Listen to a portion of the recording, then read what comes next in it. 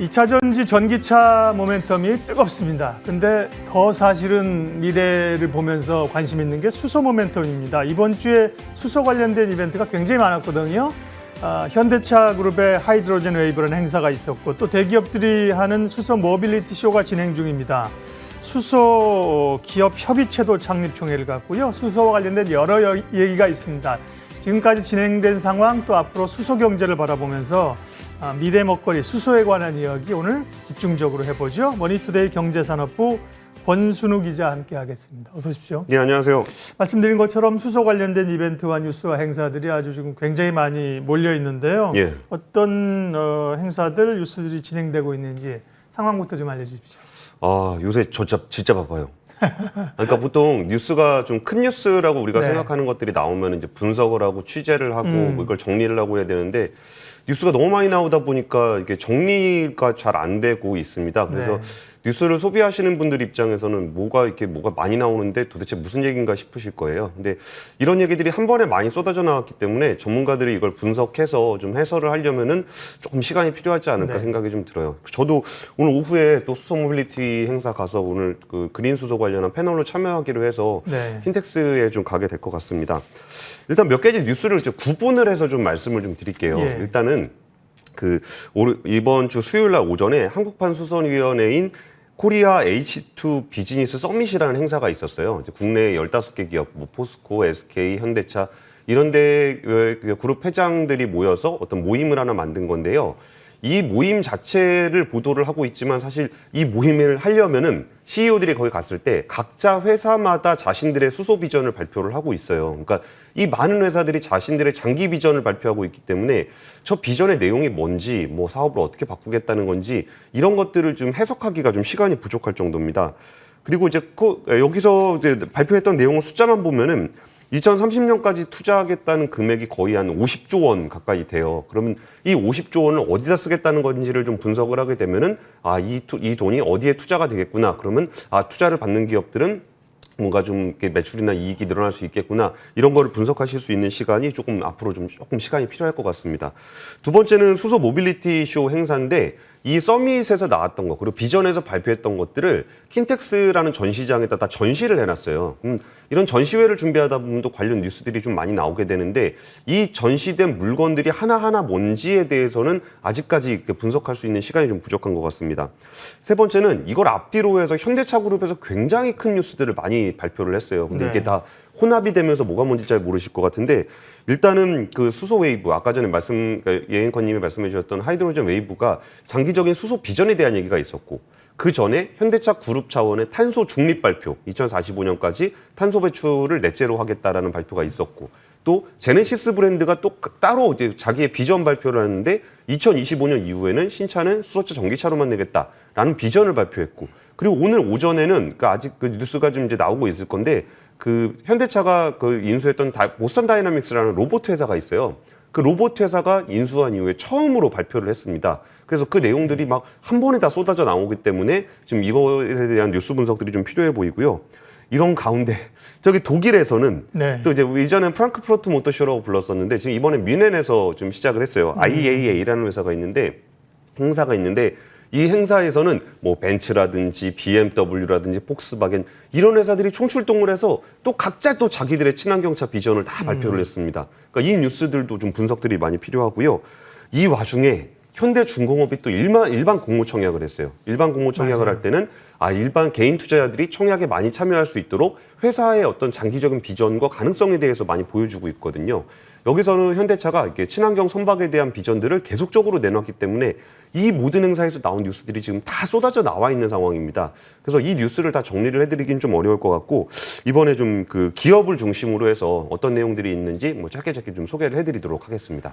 네, 우리 권 기자님 포함해서 기자들이 기사를 쓸 땐 기사가 없어가지고 정말 쥐어짤 때가 있고요. 예. 뉴스가 너무 많아가지고 정신없을 때가 있는데 수소 관련된 이벤트들이 이렇게 많았다는 겁니다. 분석할 시간이 없을 정도니까 기업들이 정신없이 거침없이 어쨌든 나가고 있다는 얘기고요. 자, 첫 번째 파트는 저희가 이제 현대그룹에 좀 포커스를 맞추고 있는데 가장 주목받는 게 현대차이죠. 전 재계에서 어떻게 보면 집단적으로 관심 있게 가는데 현대차는 뭐 선제적으로 굉장히 행사도 먼저 할 정도였고요. 현대차의 이번에 그 하이드로젠 웨이브에서 수소차 이제 특별히 이제 승용차보다는 트럭이나 이런 상용차 같은 게가 나올까가 좀 관심이었는데 콘셉트카가 공개가 됐군요. 예, 굉장히 좀 이상하게 생긴 녀석이 하나 공개가 됐습니다. 네. 일단 전시물은 좀 커야 관심을 받기 때문에 네. 지금 여기 화면에 좀 나오고 있는데요. 이게 일단 제일 중요한 거는 이보기라는 거예요. 지금 아까 컨테이너가 위에 있는데 저 밑에 조그맣게 삐죽 튀어나와 있는 애 있잖아요. 하단에요? 예, 하단에. 네. 얘가 이보기인데 이보기가 뭐냐면은 자율주행의 시대가 되면 운전석이 뭐가 필요하냐는 거예요. 그러니까 운전석 없이 그냥 스케이트보드처럼 생긴 이렇게 생긴 아이가 있는데 얘가 자율주행으로 움직이고 동력은 수소로 움직입니다. 그러면은 이거는 이제 목적 기반형 자동차, PBV라고 얘기하는 미래의 모습, 미래의 자동차가 이런 식으로 변하지 않겠냐라는 컨셉을 보여준 건데요. 지금 트레일러 드론이 나와 있는 거는 이보기 두 개가 이렇게 있으면 그 위에다가 트레일러를 올린 거예요. 그러니까 제일 중요한 거는 이 이보기가 중요한 거고 그거 위에다가 트레일러를 올리면 아 이게 그냥 하나 지금 합쳐지는 모습들 나오고 있죠. 저런 식으로 이보기가 하나씩 컨테이너를 들고 다니는 저 모습이 우리가 생각하는 트럭의 미래 모습이 될 거라는 겁니다. 운전석이 없는 자율주행을 기반으로 해서요. 그리고 저 위에다가 지금은 컨테이너를 올리고 있지만 뭐 그 위에다가 예를 들어서 뭐 떡볶이 차를 올린다. 그러면 저게 이제 떡볶이 차가 되는 거고요.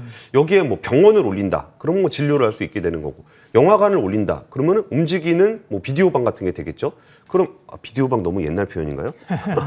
네. 그러면은 이제 사람들이 어딜 갈 때 지금은 택시를 잡아서 가지만 저 아이를 불러서 영화를 보면서 어딜 이동한다거나 그런 것들이 가능해진다는 컨셉 모델입니다. 그래서 저 컨셉 모델은 이제 범용성에 중점을 많이 둔 모델이에요. 그러니까 이거는 앞으로의 상용차는 뭐 이런 그 기반을 위에다가 자기가 필요한 것을 위에다가 만들어서 올리는 그런 방식이 될 거다라는 겁니다.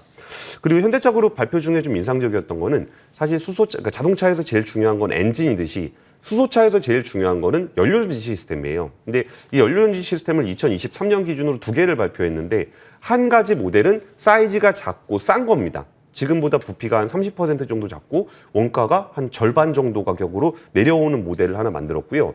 그 옆에 있는 거는 좀 큰 건데 큰 거는 이렇게 출력이 굉장히 세요. 그러면 지금 자동차 했을 때는 좀 작은 것도 되지만 트럭같이 큰 기체를 움직이게 하려면은 연료전지가 굉장히 커야 되거든요. 그러면 저게 200kWh짜리가 두 개가 들어가는 대형 트럭. 이러면 한 400kW가 되는데 이 정도면은 디젤 엔진이 내고 있는 350kW보다 더 강한 출력을 낼 수 있습니다. 그리고 저 연료전지 시스템 같은 경우는 항상 자동차에만 쓰는 게 아니에요. 지금 아까 얘기했던 거는 뭐 트럭에다 쓰는 걸 얘기를 드렸는데 이번에 모빌리티 전시회에서 나왔던 뭐 대형 포크레인, 굴착기라고 하는 대형 포크레인도 그걸로 할 수 있고 뭐 기차라든지 트램이라든지 선박이라든지 비행기라든지 여기에 연료전지 시스템이 되면은 거기에 이제 수소를 넣어서 전기를 공급해서 움직이는 시스템으로 발전할 수 있습니다. 그래서 현대자동차 그룹은 지금은 자동차용으로 지금 연료전지를 만들고 있지만 이 연료전지를 좀 더 사이즈를 크게 하거나 아니면 가격을 낮추거나 해서 용처를 다변화하려는 그런 노력들이 있습니다. 그러니까 미국이나 유럽이 지금 굉장히 많은 예산을 들여서 2025년, 30년 기준으로 많은 충전소를 보급하겠다라고 얘기를 하고 있어요. 그러면 이 연료전지 시스템을 기반으로 해서 다양한 모빌리티 수단이 나올 수 있는 가능성을 하이드로젠 웨이브와 수소 모빌리티 쇼 행사를 통해서 보여주고 있습니다. 네. 사실은 2차 전지가 지금도 진행 중이지만 나올 때도요. 자동차에만 사용한 게 아니라 2차 전지 충전해서 배도 움직일 수 있고 비행기도 갈 수 있다는 얘기도 있었어요. 그런데 현대중공업 아까 얘기를 하셨는데 어제까지 공무청 이제 있었고요. 곧 상장을 하게 되는데 친환경 선박을 발표했는데 이것도 결국은 현대중공업 얘기하는 거는 지금 뭐 친환경이 환경 규제가 있어서 가스를 사용한다든가 그런 건데 이제 수소 에너지를 사용하겠다는 얘기인가 보죠? 예, 네. 이거는 사실 그 현대중공업이 좀 멀티플을 올리기 위한 전략과도 관련이 있을 것 같아요. 네. 왜냐하면 배를 잘 만든다는 거는 전 세계가 다 알아요. 현대중공업이 배를 잘 만드는 건 잘 아는데 이 배라는 물건은 딱 그 공장 설비가 있으면 주문을 받아서 만드는 현재 기준으로 점유율 1위 업체거든요. 그러다 보면은 그 현대중공업에 대해서 줄 수 있는 멀티플은 한 PBR 2배를 좀 넘어서는 것은 좀 힘들고 한 배보다 조금 높은 수준밖에 못 주게 돼요. 근데 앞으로 친환경 선박의 시대가 오면은 훨씬 더 부가가치가 높은 기술이 필요하고 이거를 또 만들 수 있는 기술을 가진 데가 굉장히 적기 때문에 더 높은 멀티플을 적용하는 것이 가능하다는 걸 보여주기 위해서 현대중공업은 상장을 앞두고 친환경 선박 관련한 얘기를 굉장히 많이 하고 있습니다. 일단 친환경 선박이라는 거는 아까 전에 그 자동차의 동력이 바뀌는 부분이 하나 있고 그러면은 친환경에선 지금 이제 어떤 화석 연료를 사용하고 있는 부분이 있는데 이 부분을 암모니아나 수소로 바꾸는 거, 거기에 이제 엔진이 필요하겠죠. 그 엔진은 현대중공업에는 힘센 엔진이라는 엔진 사업부에 독자적으로 개발한 엔진이 있어요. 이거를 수소나 암모니아로 만들 수 있는 그런 엔진에 대한 그 기본 설계에 대해서 승인을 받았다라는 게 발표가 됐고요. 또 지금은 LNG라든지 원유를 운반해서 많이 다니는데 이게 앞으로 친환경 시대가 되면은 석유나 가스에 대한 수요가 줄어들게 될 거고, 그러면 수소나 암모니아에 대한 어떤 그 수요가 늘어나게 되면은 그 정도의 어떤 그 물질을 운반할 수 있는 기술이 필요합니다. 그러면은 지금 LNG 가스는 영하 125도에서 좀 이렇게 액화를 시킬 수가 있는데 수소 같은 경우는 액화를 시키려면 영하 255도까지 내려가야 돼요. 그러면 그 냉장고를 설계하는 게 굉장히 중요해지는데 거기에 대해서 기본 설계와 승인을 받았던 것도 발표가 됐습니다. 이게 또 중요한 게 지금 우리나라 회사가 진짜 LNG 분야에서는 압도적으로 1위를 차지하고 있어요. LNG 운반선 올해 발주된 게 38척이 있는데 그중에 37척을 우리나라 회사들이 수주를 했습니다. 그게 경쟁력은 있는데 사실 우리가 LNG 선박을 수주해서 만들 때마다 이거에 대한 설계의 어떤 원천을 가지고 있는 프랑스의 GTT라는 회사한테 배 한 척 딱 100억 원씩 그냥 계속 줘야 돼요. 이게 기본 원천 기술과 표준을 선점하지 못했기 때문이라 그런 건데 앞으로 그 다음 세대 뭐 암모니아라든지 수소 같은 친환경 에너지의 시대가 왔을 때는 이걸 운반하는 배에 대한 설계를 미리 확보를 해서 나중에 그 시대가 오면 지금 뭐 100억씩 프랑스 업체에 주는 일이 없도록 하기 위한 기본 설계에 대한 발표를 했습니다. 네. 이거 외에도 이제 그 친환경적인 측면에서 지금 화석연료를 쓰게 되면 이산화탄소가 나오는데 그 이산화탄소를 잡는 그런 기술도 필요하고 이거를 갖다 바다에다가 묻는 기술도 필요합니다. 근데 바다 위에다가 뭔가 공장을 만드는 그런 그 설계 기술, 어떤 그 건조 능력에서는 우리나라 조선사들이 최고입니다. 해양 플랜트에서 워낙 많은 손해를 보면서 교육을 많이 받았잖아요. 그래서 앞으로 이제 그거를 탄소를 잡아서 갖다 집어넣는 그런 플랜트를 만드는 것도 동해에서 지금 진행을 하고 있고요. 네. 이런 부분들이 또 유럽에 중동에 있는 산유국들과도 협력해서 이런 프로젝트를 진행하고 있다라는 친환경 선박과 친환경 플랜트에 대한 계획을 현대중공업그룹에서 지속적으로 발표를 하고 있습니다. 예, 에너지원의 게임 체인저, 미래의 먹거리 산업, 수소 관련돼서 기업들의 행태가 대단히 빠르고요. 이번 주에 있었던 이야기 가운데 현대차와 현대중공업, 범현대그룹이죠. 현대그룹 얘기를 먼저 했고요. 다음 두 번째는 SK랑 포스코 얘기를 하겠습니다. 사실은 수소를 안 하는 기업이 있을까 싶을 정도로 대기업들은 다 하고 있어요. 석유화학회사들은 마찬가지인데 어차피 다는 못 보고요. 오늘은 주력 핵심 굉장히 사업을 적극적으로 추진하고 있는 SK와 포스코 그룹의 얘기를 할 텐데 SK그룹도 예, 수소 쪽에 전방위적으로 굉장히 앞서 있죠. 어떤 그 얘기들이 있습니까? SK그룹은? 그러니까 SK그룹은 대표적인 정유회사잖아요. 그러면 화석연료 사용이 줄어들게 되면은 기업의 근간이 흔들릴 수 있는 그룹이기도 해요. 그러다 보니까 자기의 본업과 제일 근간이 되는 부분에서 제일 먼저 벗어나는 것도 굉장히 과감한 도전이 됩니다. 그래서 화석연료 사용이 줄어들고 수소에너지의 시대가 오면은 이거를 미리 선점을 해봐야 되겠다라고 해서 전사적으로 좀 여기를 준비하고 있는데 그 중에서 SK의 어떤 그 수소 사업을 전담하고 있는 회사 계열사는 SK E&S예요. 그러니까 SK그룹은 자신들의 시가총액을 20조 원에서 한 5년 안에 140조 원으로 늘리겠다라는 파이낸셜 스토리를 가지고 있어요. 그러면 SK는 지주회사이기 때문에 그 밑에 있는 계열사들이 얼마나 성장하는지가 중요한데 SK E&S는 비상장 회사입니다. 근데 현재 한 7조 원 수준에 있는 기업 가치를 35조 원 수준으로 높일 계획이고 이거의 굉장히 핵심적인 키워드로 수소를 꼽고 있습니다.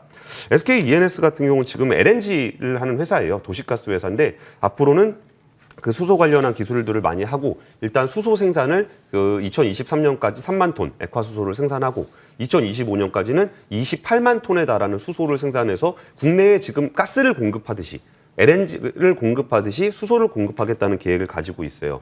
그리고 SK가 정유회사니까 또 자기의 계열에서 하는 것 중에 주요한 사업 중에 하나가 주유소 사업이 있습니다. 주유소 사업은 지나가다 많이 보셨을 거예요. SK 주유소를 보셨을 텐데 이게 석유 수요가 줄어들게 되면 주유소도 당연히 힘들어지겠죠. 그러면 주유소가 힘들어지면 대신 뭐가 올라올까 생각해 보니까 전기차 충전소와 수소 충전소가 올라올 거란 말이죠. 그래서 SK E&S는 적극적으로 수소 충전소를 세우는 작업을 지금 진행을 하고 있고 25년까지 최근에 한 100곳 정도의 직영 주유소를 SK 리치에다 매각을 했는데 그러면 앞으로는 SK 주유소 대신 충전소를 한 수소 충전소를 한 100개 정도 만들겠다라는 계획을 가지고 있고요. 글로벌하게도 이게 미국의 수소 기업 중에 굉장히 잘 나가는 회사인 플러그 파워의 지분을 인수를 해서 최대 주주가 돼 있습니다. 그래서 이런 부분도 있고 또 탄소 포집하고 있는 모놀리스라는 회사에 투자를 해서 아까 탄소를 잡아서 이거를 이산화탄소를 네. 잡아서 탄소로 활용하는 그런 것들도 가지고 있습니다. 네. 현대차는 수소차로 가야 되고요. SK는 말씀하신 정의화학이니까 수소가 이해되는데 포스코는 어떻게 보면 철강 회사인데 왜 이렇게 수소에 강한 드라이브를 거는 걸까라는 궁금증이 들어요. 예, 네. 일단 철강 산업은 기본적으로 수소가 필요한 사업이에요. 그러니까 지금은 철광석을 녹이는 과정에서 석탄을 굉장히 많이 사용합니다. 그래서 이산화탄소 배출량으로 따지면 압도적으로 항상 1등이에요. 그럼 이산화탄소를 사용하지 않으면 석탄을 사용하지 않아야 되는데 그럼 어떤 철광석을 녹이는 제일 기본이 되는 물질이 석탄이거든요. 그럼 이거를 바꿔야 된다라는 엄청난 과제를 안고 있습니다. 그러네요. 여기에 대한 대안으로는 수소환원제철이라는 수소를 활용해서 철광석을 녹이는 그런 프로젝트들이 진행이 되고 있는데 이게 진짜 너무나 어려운 기술이기 때문에 개발 상용화 목표가 2050년입니다. 그때가 되면은 수소가 필요한 양이 무려 375만 톤에 달한다고 해요. 그래서 포스코는 기본적으로 수소 생산 분야에서 500만 톤 정도를 자기들이 생산하겠다. 그리고 375만 톤 정도는 수소환원 제철에 사용될 거다라는 얘기를 하고 있는 거고 에너지의 근간이 바뀌게 되면은 거기에 에너지와 활용된 소재들이 다 바뀌게 돼요. 예를 들면 파이프라인 하나만 하더라도 지금에 있는 파이프라인에서 가스가 돌아다닌다 그러면 이 파이프라인이 수소로 바뀌게 되면 이 파이프라인의 재질이 바뀌어야 됩니다. 그런 부분에 대해서 포스코는 대응을 할 필요가 있고요. 또 포스코 인터 같은 경우는 지금 뭐 해외에서 뭐 미얀마 가스전 예전에 굉장히 유명했었잖아요. 그런 것처럼 해외에서 에너지를 받아서 수입을 해오는 게 또 포스코 인터의 주요 사업 중에 하나인데 그러면 그린 수소를 어디 가서 개발을 해서 받아오는 프로젝트를 진행하고 있고요. 또 포스코가 항상 이 소재만 만드는 게 아니라 자동차 부품도 만들겠다고 하고 있는데요. 여기서 그 아이오닉 5에 들어가는 모터에 들어가는 어떤 기술이라 소재와 부품 그리고 연료인지 시스템에 들어가는 분리판 이런 것들은 소재가 굉장히 중요한 그런 산업입니다. 네. 그러다 보니까 포스코가 개발한 사업으로 포스코의 어떤 계열사인 포스코 SPS가 이런 부품을 또 관련해서 만들고 있고요. 포스코 계열사 중에는 포스코는 이런 부분에 대해서 자동차의 변화에 굉장히 지금 예민하게 반응하고 있어요. 그래서 대표적인 2차 전지 소재 업체인 포스코 케미칼 같은 경우도 2차 전지 소재에 대해서 굉장히 많은 투자를 하고 있고 그래서 모빌리티의 변화와 함께 소재가 변한다는 측면에서 포스코가 수소 산업 그리고 배터리 산업에 관심을 두고 있습니다. 딥사이트 오늘은 수소 경제 얘기했는데요. 현대그룹, SK, 포스코 얘기했는데요. 여전히 진행 중이라는 생각이 듭니다. 오늘 못다한 이야기는 모든 행사가 끝나고 나중에 C2로 한번 다시 얘기를 했으면 좋겠습니다.